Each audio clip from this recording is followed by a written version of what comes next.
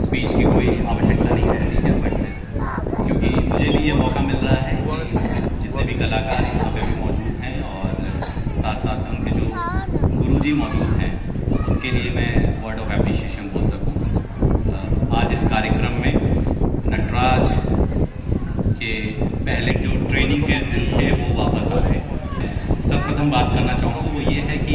जितने भी यहाँ पे अभी गुरुजी ने परफॉर्म किया, साथ साथ में जो उनके शिष्यों ने परफॉर्म किया, उससे साफ पता लगता है, ये जो प्रस्तुति उनके द्वारा की जा रही है उससे ये साफ पता लगता है कि कितनी मेहनत लगती है किसी भी ट्रेडिशनल आर्ट फॉर्म को सीखने में। और भारत का जो इतिहास रहा है वो बहुत ही समृद्ध रहा है, बहुत ही रिचनेस है हमारी हिस्ट्री में, क्योंकि हर देश के हर कोने में कोई ना कोई ऐसी आर्ट फॉर्म है, वेदर वो म्यूजिकल फॉर्म में हो, डांस फॉर्म में हो या क्रिएटिव आर्ट फॉर्म में हो, बहुत ज़्यादा भिन्नता है। और अलग अलग dance form, art form, painting हमारे यहाँ पे मौजूद है। ये देवघर में महानगरी जुड़ने के कारण एक और ये अच्छी बात है कि देवघर में एक ऐसा संस्था है, नटराज संस्था ऐसी है जो कि इस ट्रेडिशन को आगे बढ़ा रहे हैं, इस परंपरा को आगे बढ़ा रहे हैं। आप में से काफ़ी सारे लोग जानते होंगे कि भारत की जितनी भी क्लासिकल आर्ट फॉर्म्स हैं, जो खास करके डांस फॉर्म्स हैं, जिसमें से कथक हो गया, भरतनाट्यम हो गया, ओडिसी डांस हो गया, उन सबका इतिहास जो है वो हमारे सब मंदिरों से जुड़ा हुआ है। क्योंकि जो हमारे मंदिर रहे हैं, विश्व प्रसिद्ध हमारे जो मंदिर हैं, देश के अलग अलग राज्यों में जो मंदिर मौजूद हैं, वो सारे के सारे temples they used to be the center, they used to be the seat of politics, administration, art and culture।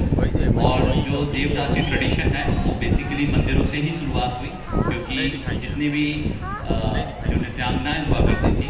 जो नृत्य करते थे, उन्होंने ये क्लासिकल फॉर्म सीखा और बेसिकली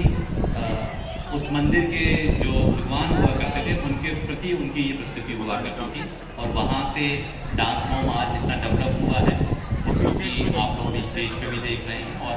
इसी कारण से भारतवर्ष का जो रिच ट्रेडिशन है वो और ज़्यादा समृद्ध होता गया है। मैंने आपसे जैसे स्टार्टिंग में बोला कि मुझे ऐसा लगा कि मेरे ट्रेनिंग के लिए दिन वापस आ गए, 10 साल पहले की बात है। बट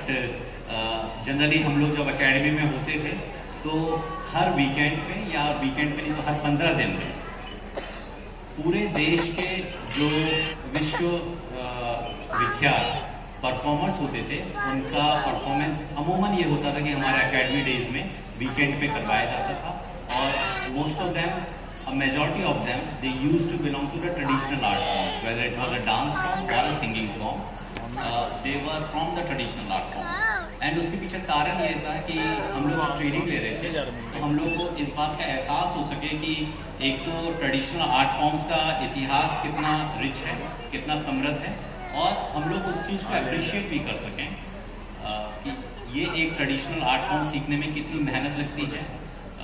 कितने वर्षों की साधना इसमें होती है। और जो परफॉर्मर स्टेज पे आके जब परफॉर्म करते हैं तो ऐसा नहीं है कि वो उन्होंने 2 दिन पहले उसका जानता हूँ, क्योंकि मैंने कभी ट्रेनिंग नहीं ली है अनफॉर्चुनेटली, बट जितना मैंने सीखा है, जितना मैंने लोगों से बातचीत में सीखा है, या जितने ऐसे जो समृद्ध गुरु होते हैं उनसे बातचीत के दौरान पता लगा है, तो मुझे ये बताया गया है कि एक एक मुद्रा का बहुत इसमें महत्व होता है। आप किस प्रकार से अपने हाथ से मुद्रा बना रहे हैं, अपने आंखों से मुद्रा बना रहे हैं, उसका भी बहुत महत्व होता है। वहाँ पे सामने बैठे हुए लगता है कि सबका परफॉर्मेंस बहुत अच्छा चल रहा है, लेकिन जो गुरु होते हैं वो इस बात को जानते हैं कि उनके शिष्य ने कहाँ पे चूक कर दी है, कहाँ पे गलती कर दी है। तो बहुत ही ज़्यादा इसमें आप ये कह लीजिए कि काफ़ी ज़्यादा इसमें एफर्ट्स लगते हैं, काफ़ी ज़्यादा साधना लगती है। दूसरा मैं जो एक चीज़ और बताना चाहूँगा कि आज के समय में ये बहुत आवश्यक हो गया है कि हम लोग कोई ना कोई अपनी हॉबी अवश्य डेवलप करें। और इसके लिए मैं नटराज और साथ साथ में उनके जो संस्थापक हैं डॉक्टर रीटा ठाकुर जी का मैं बहुत ज़्यादा धन्यवाद करता हूँ। उनके जो पैट्रन्स हैं जो उनको सपोर्ट कर रहे हैं उनका मैं बहुत ज़्यादा धन्यवाद करता हूँ, क्योंकि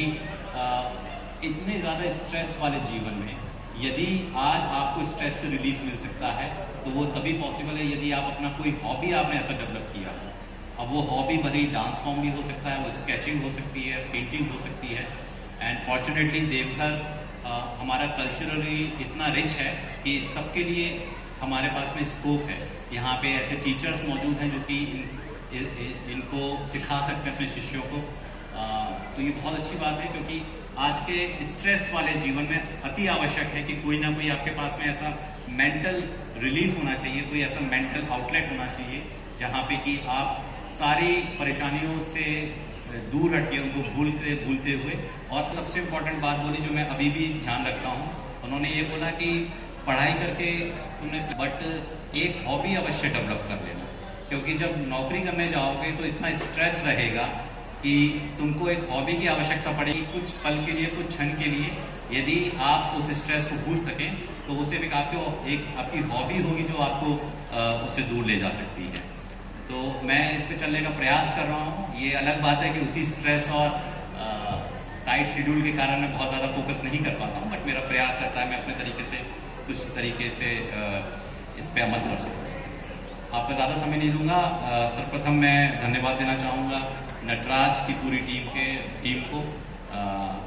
डॉक्टर रीटा ठाकुर को, डॉक्टर साहब को, और जितने भी यहाँ पे गुरुजी रहे हैं, खासकर संजीव परिहर जी, उनकी जो परफॉर्मेंस थी उसको देख के इट वाज एब्सोल्युटली स्पेल